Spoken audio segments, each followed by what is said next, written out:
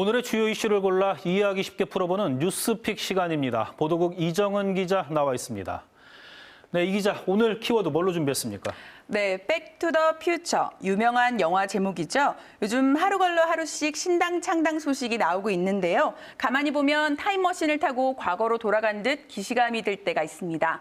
총선이 2달밖에 남지 않았는데 후보는 물론 정당명까지 헷갈리는 이 상황 정리를 좀 해봤습니다. 네. 어디서부터 시작할까요? 네, 원내 1당부터 순서대로 가볼게요. 먼저 더불어민주당. 2014년 새정치민주연합으로 출범했는데요. 안철수 전 의원 등 일부가 국민의당을 만들어 나간 뒤 이듬해 국민공모를 통해 더불어민주당으로 당명을 바꿨습니다.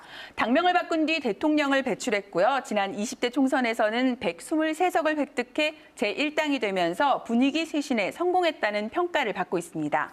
그다음은 원내 2당인 미래통합당입니다. 시끄러웠던 보수통합 작업 끝에 지난 월요일 출범식을 했는데요. 출범식 때 영상을 잠깐 보시겠습니다. 중도와 보수를 포괄하는 우리 자유한국당 자유민주 진영이 오늘 미래통합당이 출범하기까지 우리 미래통합당은 여기서 머물지 않고 네, 당명을 공개하는 자리에서 당대표도 그 당명을 헷갈릴 정도였군요. 네, 합쳐진 정당들의 당명 변천사도 화려합니다.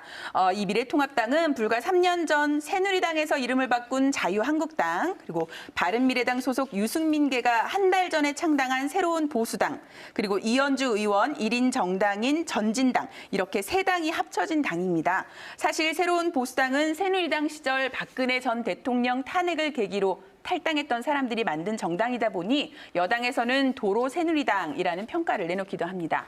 여기에 미래통합당 스스로 자매 정당이라고도 하고요. 사실상 비례대표용 위성정당인 미래한국당도 있습니다. 네, 이름이 다 비슷비슷하게 들리네요. 그 군소정당들도 창당과 합당이 잇따르고 있던데 어떻습니까? 네, 아직은 원내 3당인 바른미래당부터 보겠습니다. 손학규 대표 사퇴를 둘러싸고 내분을 겪으면서 하나둘 빠져나갔고 어제 의총에서 비례대표 의원 9명을 제명하면서 이제 8명 남았습니다. 남은 의원들도 탈당이 예상돼 손학규 대표 1인 체제의 원외 정당으로 전락할 가능성까지 거론되고 있습니다. 이 바른미래당에서 나온 의원들 일부는 앞서 말씀드린 대로 새로운 보수당과 전진당을 만들었다, 미래통합당과 합당을 했고요. 나머지 중 일부 의원들은 안철수 전 의원과 함께 신당 창당을 준비하고 있습니다. 지난 주말 이미 대전시당을 창당했고 오는 23일 중앙당을 창당할 예정인데요. 여기도 당명 정하기가 쉽지가 않았습니다. 야심차게 내놨던 안철수 신당과 국민당, 잇따라 선관위가 불허 결정을 하면서 4년 전 썼던 국민의당을 다시 가지고 나왔습니다. 이제 국민의당은 당명을 못 바꾸게 되자 이번엔 색깔을 바꿨는데요. 4년 전 국민의당이 초록색이라면 올해 국민의당은 오렌지색입니다. 그러자 원내 1석을 가진 민중당이 3년간 당 색깔로 사용해온 주황색을 가로채갔다며 발끈하고 있는데요. 국민의당은 4년 전에도 녹색당의 녹색을 사용해 논란이 됐었습니다. 네, 이렇게 창당과 통합이 잇따르다 보면 그 당명도 그렇고 당 색깔도 새로운 걸 찾기가 좀 쉽지 않을 것 같은데 어떻습니까? 네, 여기에 지금 신당 창당을 준비 중인 당이 하나 더 있습니다. 호남을 기반으로 하는 정당인데요. 바른미래당 일부 의원과 정동영 대표가 이끄는 민주평화당, 또 이 민주평화당에서 탈당한 박지원 의원 등이 만든 대한신당, 이렇게 3당이 지금 통합 논의가 한창입니다. 새 당명을 민주통합당으로 정했는데 어제 선관위에서 기존 정당명과 유사해 사용할 수 없다고 통보했고요. 새 당명을 찾아야 하는 상황입니다. 정리할수록 더 헷갈리네요, 이게. 예비 후보가 1000명에 달하는 정당도 있다는데 맞습니까? 네, 요즘 길거리 다니시다 보면은 이런 현수막 좀 보신 분 계실 겁니다. 모든 국민에게 한 달에 150만 원씩 주겠다 느낌 살짝 오시죠?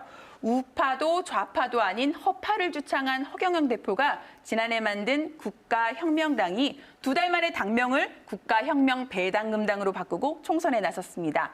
예비 후보로 등록한 사람이 오늘 날짜로 933명, 전체 정당 후보의 40%를 차지합니다. 예비 후보자 중에는 살인과 성범죄 같은 전과를 가진 사람도 있고요. 또 지역을 따지지 않고 마구잡이로 예비 후보 등록을 해 정치를 희화화한다는 비판도 나옵니다. 정당은요, 같은 정치적 신념을 가진 사람들이 정권을 잡아 그 이상을 실현하기 위한 조직이잖아요. 이 많은 정당들이 과연 그런 의미를 담고 있는지 그 답이 되어줄 유권자들의 선택의 시간이 얼마 남지 않았습니다. 지금까지 뉴스픽이었습니다.